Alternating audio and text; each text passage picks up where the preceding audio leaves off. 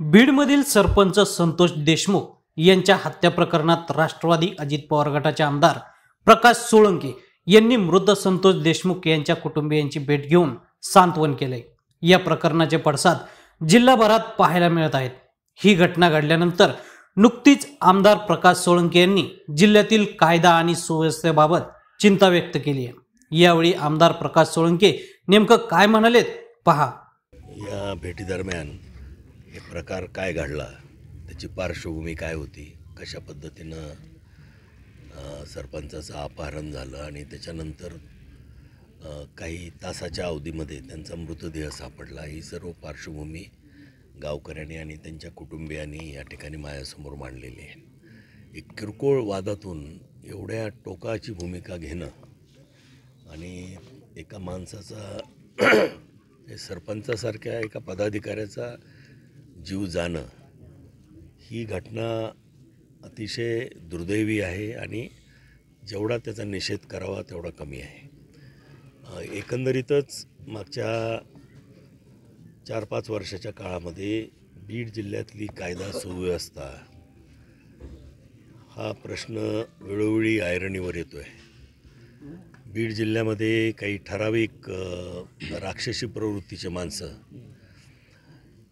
म्हणजे अवैध धंद्याच्या माध्यमातून अमाप संपत्ती गोळा करायची आणि त्याचा वापर सर्वसामान्य माणसाला चिरडण्यासाठी करायचा, अशा पद्धतीनं या जिल्ह्यामधली परिस्थिती, आम्ही वेळोवेळी ही परिस्थिती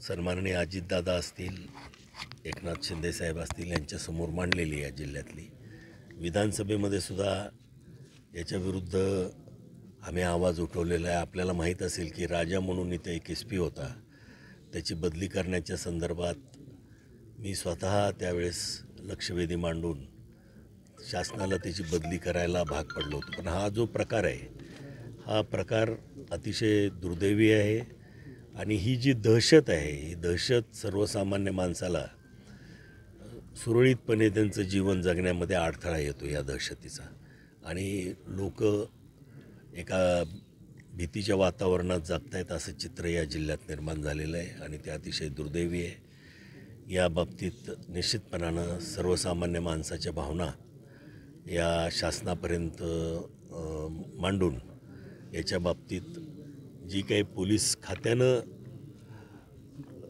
दिरंगाई केली, म्हणजे एक तर ज्या प्रकरणाहून FIR होऊन आरोपींना तात्काळ पोलीस स्टेशनमध्येच सोडण्याचं काम झालं, त्याच्यामुळं पुढची घटना ह्या घडलेल्या आहेत आणि ह्याला जबाबदार या ठिकाणचे PI आणि त्यांचे सगळे अधिकारी कर्मचारी लोक आहेत। याही बाबतीमध्ये निश्चितपणानं आम्ही शासनाकडून ताबडतोबीनं या लोकल पोलिसाच्या विश्वासावर राहणं हे चुकीचं ठरणार आहे। त्याच्यामुळं वरिष्ठ अधिकाऱ्याची एखादी SIT नेमून या संपूर्ण प्रकरणाच्या मुळाशी जाणं, या प्रकरणाला कोण कोण जबाबदार आहेत, या प्रकरणाच्या मागच्या त्या 2 दिवसाच्या काळामध्ये कोणाकोणाचे कॉल रेकॉर्ड त्याचं तपासणी करणं आवश्यक आहे आणि खऱ्या अर्थानं मूळ जे काही आरोपी आहेत, ज्यांनी अतिशय निगृणपणे ही हत्या केली आहे,